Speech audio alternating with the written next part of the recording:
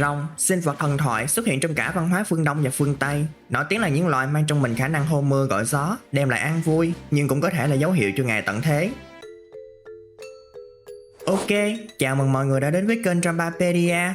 Rất vui khi gặp lại mọi người. Mình là Naito, thực tập sinh nghiên cứu về Pokemon, và đây là cộng sự của mình, Rotom. Hôm nay mình xin gửi đến mọi người video tổng quan về hệ rồng, một hệ cực kỳ mạnh mẽ mà hầu như ai cũng muốn sở hữu ít nhất một con trong đội hình. Những thông tin sau đây là sự tổng hợp nên khó tránh thiếu sót. Rất mong sẽ được mọi người góp ý ở phần bình luận bên dưới. Đây cũng là lời mời gọi dành cho hơn 78% những bạn chưa đăng ký kênh.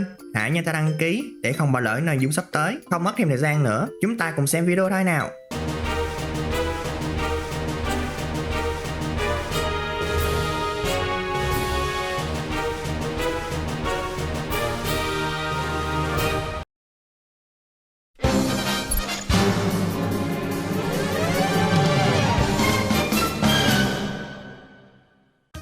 Sau khi Pokemon Legends G2A đã ra mắt đầy đủ nội dung, hệ rồng đã tăng dân số lên 78 loài, chiếm 7,59% tổng số Pokemon, trở thành hệ hiếm thứ 5 sau hệ ma và trước hệ đất. Thế hệ giới thiệu nhiều Pokemon hệ rồng nhất là thế hệ 9 tận 14 loài, thế hệ 2 chỉ có duy nhất mỗi Kyndra là rồng.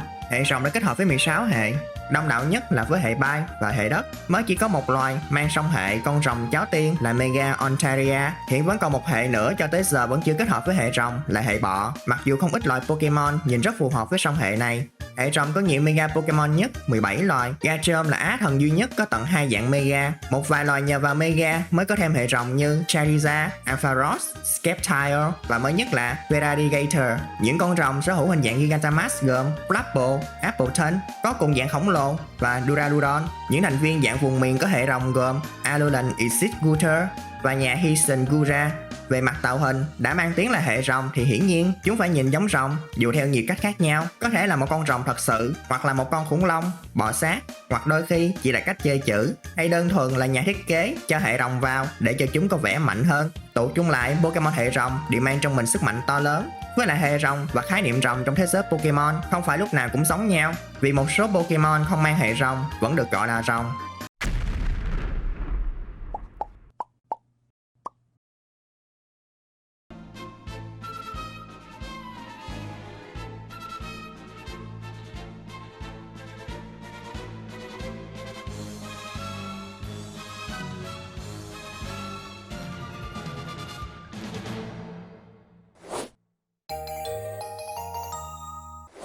Hệ rồng là hệ phổ biến nhất trong các Pokemon Á thần và Pokemon huyền thoại, cho nên trung bình các Pokemon hệ rồng có chỉ số HP cơ bản, tấn công đặc biệt và tốc độ cao nhất trong tất cả các hệ. Về mảng phòng thủ, các Pokemon hệ rồng kháng được 4 hệ là lửa, nước, cỏ và điện, yếu thế trước 3 hệ là băng, tiên và bởi những con rồng khác. Còn khi tấn công, hệ rồng khắc chế ít hệ nhất sau hệ thường, nó chỉ có thể gây sát thương siêu hiệu quả lên những Pokemon nào mang hệ rồng mà thôi. Điểm cần chú ý ở đây là ngoại trừ bị kháng bởi hệ thép thì tất cả các hệ còn lại đều sẽ phải cúi đầu trước hệ rồng, và niềm hãnh diện đó đã bị dập tắt khi hệ rồng bị miễn nhiễm bởi hệ tiên từ thế hệ 6. Cũng từ thế hệ 6 trở đi, hệ rồng cùng với hệ ma vừa là hai hệ bị kháng ít nhất, vừa là hai hệ duy nhất yếu với chính mình, và rồi còn bị một hệ miễn nhiễm trước những đòn tấn công của chúng.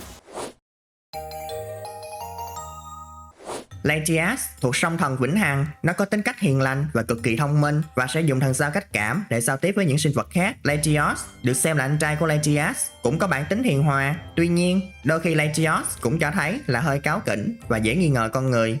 Rayquaza, thủ lĩnh của tam thần thượng cổ, sẽ xuất hiện để ngăn chặn hai đứa kia không phá hủy trái đất trong công cuộc giành giật địa bàn của nhau. Kể cả khi cả hai đứa nó đang ở dạng nguyên thủy, Rayquaza vẫn thừa sức đuổi cổ chúng về hang trong hình dạng Mega. Dialga, theo truyền thuyết của Sinnoh, từng được tộc người Kim Cương thờ phụng, Dialga có thể tự do thao túng thời gian theo ý thích. Khi ở dạng nguyên bản, nó sở hữu sức mạnh khổng lồ. Anh em với Dialga là Palkia, được tộc người Ngọc Trai tôn thờ từ thuở xa xưa. Palkia có thể bẻ cong không gian, du hành đến các chiều không gian khác hoặc các dòng thời gian song song. Nó đạt được sức mạnh tối đa khi ở dạng nguyên bản, tương tự như Dialga. Giratina, đứa con ghẻ của Arceus, vì bản tính hung bạo của mình mà Giratina bị đày tới thế giới hỗn mang, nơi chỉ có mình nên nó làm chủ. Trong quá khứ, vì phẫn uất với việc bị đá đít, Giratina đã hợp tác với một phàm nhân quậy bung nóc Hisui. Giratina cùng với Dialga và Palkia được gọi chung là tam thần sáng thế.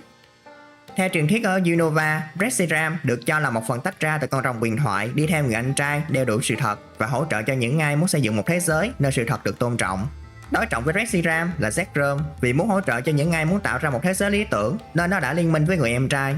Kyurem, thành viên còn lại của Tam Long Thái Cực, vừa được cho là Pokemon đến từ ngoài không gian, cũng vừa được cho là phần còn sót lại của con rồng không tên. Kyurem có thể dùng những xúc tu của mình biến Reshiram và Zekrom trở lại thành viên đá và hấp thụ chúng để đạt được hình thái Kyurem trắng hoặc Kyurem đen. Saiga, thủ lĩnh không ai biết tới của Tam Thần Linh Khí, chịu trách nhiệm bảo vệ hệ sinh thái của thế giới Pokemon và theo dõi những dấu hiệu bất thường từ các hang động. Ultra Necrozma hay thực thể sáng lòa, thành viên của Tam Thần Ánh Sáng. Đây là hình dạng thật của Necrozma khi đã hấp thụ đủ số ánh sáng mà nó đã đánh mất do bị tổ tiên của biệt đội điều tra Ultra bào mòn. Eternatus, Pokemon đến từ ngoài không gian, đã đáp xuống trái đất cách đây 20.000 năm, nhưng vì trở mình thức giấc gây ra ngại đen lớn nhất ở Gala lần 1 mà bị chị em nhà Jason đánh bầm dập, buộc phải ôm gói ngủ lại lần nữa, để rồi lại bị đánh te tua vào lần thức giấc thứ 2 3.000 năm sau đó. Regidrago, một trong những cự nhân huyền thoại do Regigigas tạo ra từ năng lượng rồng đã kết tinh, tương truyền rằng do Regigigas đã cạn tinh thể sau khi hoàn thành phần đầu của nó, nên khiến cho cơ thể của Regidrago chưa bao giờ được hoàn chỉnh. Coraidon được biết đến như là tổ tiên của loài Silesia ở Paldea ngày nay. Hình ảnh của nó được ghi lại trong một cuốn sách khoảng 200 năm trước bởi Heath. Ông đã gọi nó là Dược Vương, dù cũng chẳng biết làm cách nào nó xuất hiện trước ông ta, vì lúc đó cỗ máy thời gian chưa được tạo ra. Đồng cảnh ngộ với Coraidon là Miraidon, không khác gì, chỉ khác mỗi biệt danh là mảng xà sắt đến từ tương lai. Nếu không tính hình dạng của Arceus khi mang phiến thạch rồng thiên, thì hệ rồng vẫn chưa có bất kỳ Pokemon quyền ảo nào sau 30 năm. Nhóm Ultra Beast góp vui với hai thành viên Guslo, định danh UB05, tham ăn, chiếc bụng không đáy trong thế giới Pokemon. Nó ăn tới nỗi mà cư dân cả một hành tinh phải tháo chạy ra vũ trụ.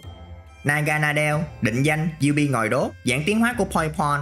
Phần nửa dưới cơ thể của Naganadel chứa bộ não của nó và chứa đầy chất lỏng độc hại.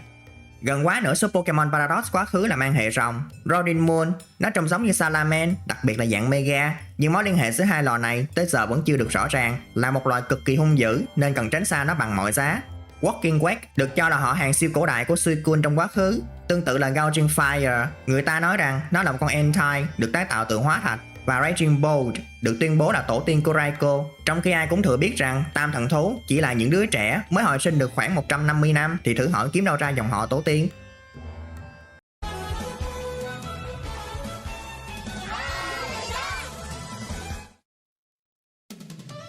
Iron Bundle.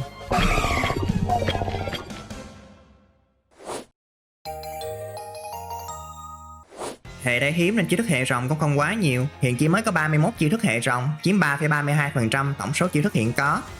Điều này khiến hệ rồng đồng hạng với hệ đất và hệ bay, trở thành loại chiêu hiếm thứ hai, chỉ sau hệ đá. Thế hệ 8 giới thiệu nhiều chiêu thức hệ rồng nhất với 9 chiêu thức, trong khi thế hệ 1 chỉ có duy nhất chiêu rồng thịnh nộ. Chiêu thức này đặc biệt ở chỗ là luôn gây 40 sát thương. Hệ rồng và hệ lửa có số lượng chiêu thức trạng thái ít nhất trong các hệ, chỉ có 3 chiêu, mà trong đó hồn phía lanh lảnh đã là chiêu độc quyền của loại Kommo-o, chỉ cần mất 1/3 sinh lực là tăng được tất cả các chỉ số lên một bậc. Vũ điệu rồng, một chiêu setup hữu dụng, tăng ngay một bậc tấn công vật lý và tốc độ cho Pokemon thi triển. Mới đây ở thế hệ 9, rồng giống xả, tăng tỷ lệ chí mạng cho Pokemon đồng minh lên một bậc, còn nếu Pokemon đã mang hệ rồng thì tỷ lệ chí mạng sẽ tăng lên thành 2. Chiêu thức vật lý hệ rồng vừa mạnh vừa phổ biến nhất là kích vẫy ngược, quy lực 120, chính xác 100%, cho phép Pokemon tấn công từ 2 đến 3 lượt liên tiếp, nhưng sau đó nó sẽ bị hỗn loạn rồi tự làm đau chính mình. Rồng đâm bổ, sức mạnh yếu hơn, chỉ 100, lại còn dễ bị trượt, nhưng có kèm thêm hiệu ứng phụ khiến mục tiêu bị choáng. Còn nếu không muốn bị dính hiệu ứng phản chủ và luôn đánh trúng, đã có vuốt rồng, sát thương 80. Ngoài ra còn có một số chiêu thức hệ rồng vừa tấn công vừa hỗ trợ tốt như bắn vẫy, tấn công từ 2 đến 5 lần trong cùng một lượt. Nếu không trượt, tốc độ của Pokemon thi triển sẽ được tăng một bậc, còn phòng thủ sẽ bị giảm đi một bậc. Mỗi đòn đánh đều có cơ hội gây chí mạng ngang nhau, một chiêu bổ trợ tốt cho những Pokemon nào không học được vũ điệu rồng. Phá toàn hoát, tuy sát thương gây ra chỉ 60, được cái đánh hết cả hai mục tiêu trên sân, đồng thời còn giảm tấn công của chúng xuống một bậc. Hay đuôi rồng, một chiêu thức ưu tiên nhưng là ưu tiên sử dụng sau cùng, dù vậy vẫn phù hợp để đuổi cổ những đứa nào thích gia tăng chỉ số. Ở mảng đặc biệt, chiêu thức gây đam khủng bố nhất là sáng long tinh. Cơn mưa thiên thạch này mang sức mạnh lên đến 130, nhưng phản ứng phụ mà Pokemon thi triển phải gánh chịu cũng không vừa, vì giảm tận 2 bậc chỉ số tấn công đặc biệt. Nếu không muốn bị bóp cứng như vậy, có thể dùng tạm khí công rồng, gây 85 sát thương lên mục tiêu. Các chiêu thức hệ rồng khi kết hợp với Dragonium Z thì đều chuyển thành rồng thiên bạo liệt diệt ở Alola. Còn khi là Damas ở Gala, chúng sẽ trở thành cuồng long cực đại với tác dụng làm giảm đi tấn công vật lý của toàn sân đối phương. Gigantamas Duraludon có thể thi triển sụp đổ Giga, giảm đi 2 PP, chiêu thức cuối cùng mà Pokemon mục tiêu sử dụng.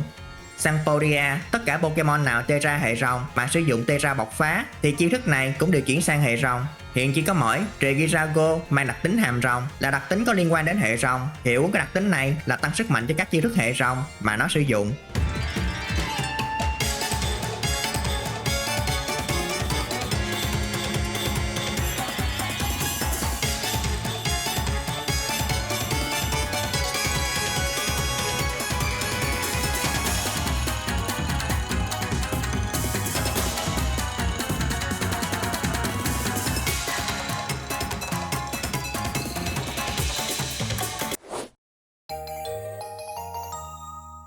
Hiện nay Sinnoh là vùng đất duy nhất không có chuyên gia hệ rồng và hầu hết các hội quán cuối cùng ở mỗi vùng sẽ đều là hệ rồng. Hội quán hệ rồng đầu tiên là ở Johto tại thành phố Blackthorn do Claire làm chủ, chuyên gia Pokemon hệ rồng được ban phước.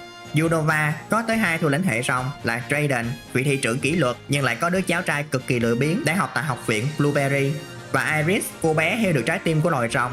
Cả hai cùng sống tại thành phố Opelucid. Riêng Iris sau này còn trở thành champion của vùng Unova. Ryuki, một nhạc sĩ nhạc rock, du hành đến vùng đất Alola với mục tiêu trở thành chủ hội quán hệ rồng đầu tiên khi hệ thống hội quán xuất hiện tại vùng đất này. Raihan, kẻ thuần phục rồng, chủ sân vận động Hammerlot tại Gala. Anh ta luôn xem Leon là đối thủ, dù chưa thắng được lần nào, nhưng cũng là người duy nhất ép được Leon sử dụng tới Pokemon thứ 6. Tuy không có quá nhiều chủ hội quán hệ rồng, nhưng hệ này lại có nhiều thành viên là tứ đại thiên vương nhất. Đầu tiên là Lance, anh họ của Claire, từng là tứ thiên vương nhưng sau được nâng bậc thành champion ở cả hai vùng Kanto và Johto. Tuy là chuyên gia hệ rồng, nhưng đa phần Pokemon mà anh sử dụng lại mang hệ bay. Drake, theo ông thì đối đầu với tứ đại thiên vương còn khó hơn tham gia đấu trường biên cương. Thiên vương hệ rồng ở vùng Kalos là Trasna. Bà được truyền cảm hứng trở thành người sử dụng rồng là nhờ vào ông bà của bà đến từ thị trấn Celestic ở Sinnoh đã dạy bà về thần thoại của vùng đất này xoay quanh Dialga và Palkia. Hassel, hậu duệ của một dòng họ chuyên sử dụng hệ rồng. Khi còn trẻ, ông đã bỏ nhà ra đi để theo đuổi ước mơ âm nhạc trước khi trở thành thiên vương của vùng Podia.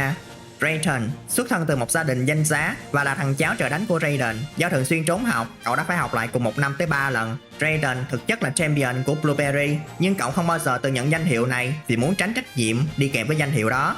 Nên việc cậu ta thất bại trước Kieran có khi cũng vì là quá lười. Và đó là thông tin về hệ rồng trong thế giới Pokemon mà mình muốn gửi đến mọi người. Hy vọng là mọi người sẽ có thêm những thông tin thú vị về cái hệ chỉ toàn huyền thoại và á thần này. Nếu mọi người thấy video hữu ích thì cho mình xin một lượt like, share và đăng ký nha. Cảm ơn mọi người đã xem hết video. Và giờ thì hẹn gặp lại lần sau. Bye!